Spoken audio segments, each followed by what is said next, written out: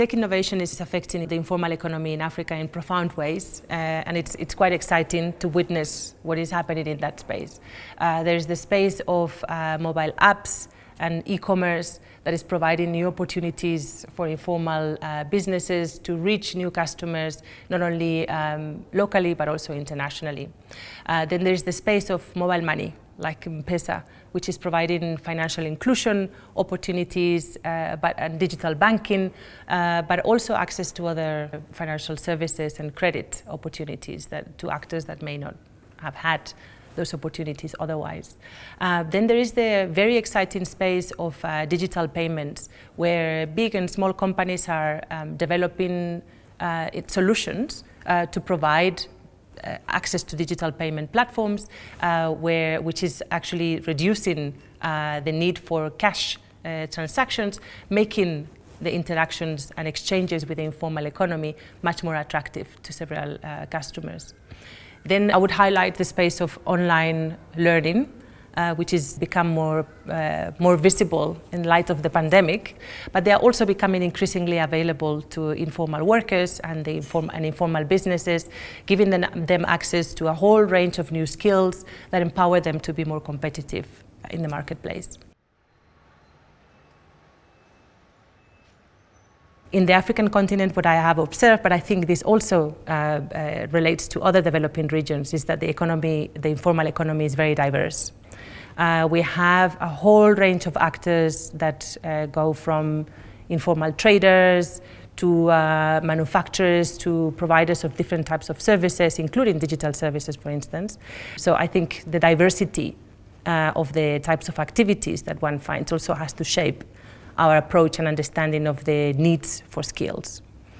Then there is another characteristic that has to do with the presence of apprenticeships and the use of apprenticeships as a very common and frequent way of acquiring and upgrading skills in the informal economy, and perhaps even finding a way of turning them into certifications as well, and integrating them with the formal avenues or pathways of acquiring skills could be a relevant way of approaching skills development in the sector.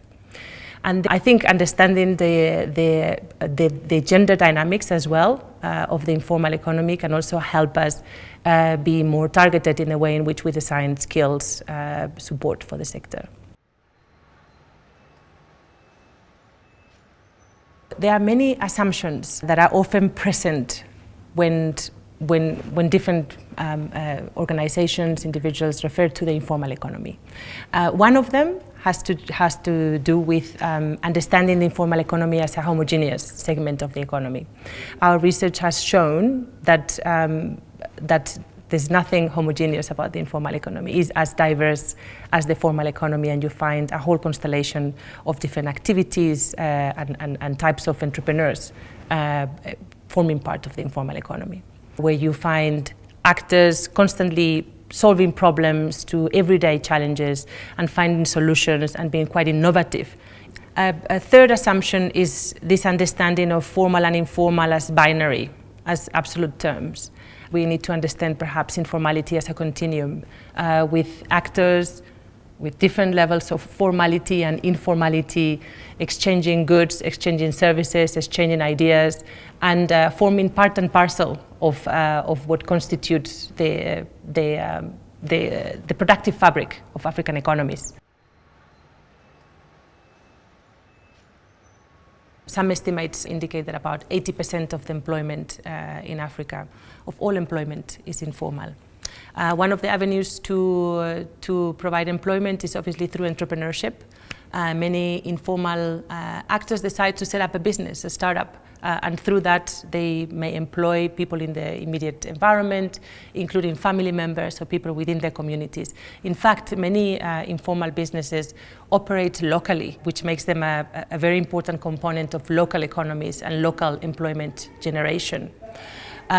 There are other avenues, for instance, that are emerging and that are becoming more prevalent. For instance, the advent of digital platforms and e-commerce Examples such as Jumia or Konga are providing avenues for informal entrepreneurs to make their products available to a broader range of customers, and by doing that they are providing opportunities, for instance, in delivery, in logistics, creating even more opportunities for informal employment along the way.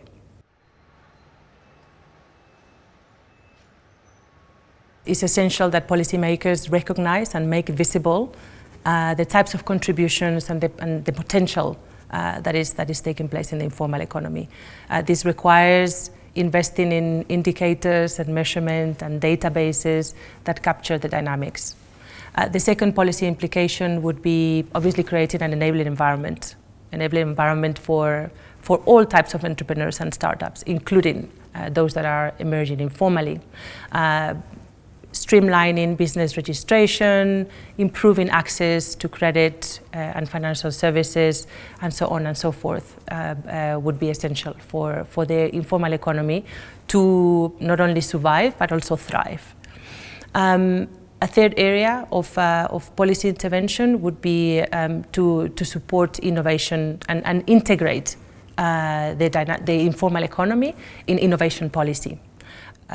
Our research showed us that one of the constraints that informal businesses encountered was their isolation from the broader innovation system, that we connect the needs of informal entrepreneurs with services and support that already exists in the innovation system. Building bridges would be a very important area for intervention.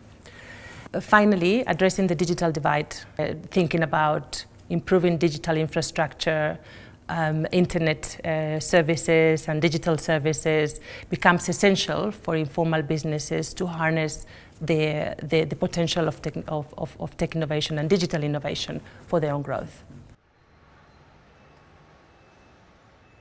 So on the one hand, digital transformation and financial inclusion offer opportunities for growth and job creation in the African informal economy. However, there are risks as well. And we have experienced very recently, for instance, with the pandemic, how external shocks can pose a very high risk and increase the vulnerabilities of already vulnerable economic actors. Also, the risks of automation, artificial intelligence, income insecurity and employment opportunities within in very real ways. So striking a balance between harnessing the opportunities for growth and mitigating the risks is essential to think about the sustainability of the sector and its chances of contributing to Africa's transformation and prosperity.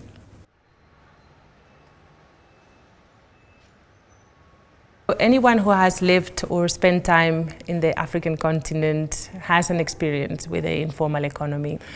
So as an economist and as an innovation scholar, I was struck by the absence of discussions around the informal economy as an asset that could be harnessed in the African continent. Also witnessing the resilience of the informal economy and the different dynamics, the recent pandemic that we have experienced, but also how it's reinventing itself in light of the digital transformation that we are experiencing, also inspires me to continue exploring the dynamics that are happening in that space. One of the most surprising findings has to do with the potential of the informal economy to provide lessons to the rest of the world, really. And that has to do with what we have observed of many informal businesses and many workers in the informal economy operating under the principles of the circular economy. Reusing, repurposing, recycling are commonplace in the informal economy. At a time where we're thinking about ways and solutions to tackle climate change and environmental sustainability, this is knowledge that we certainly need not only in the African continent, but worldwide.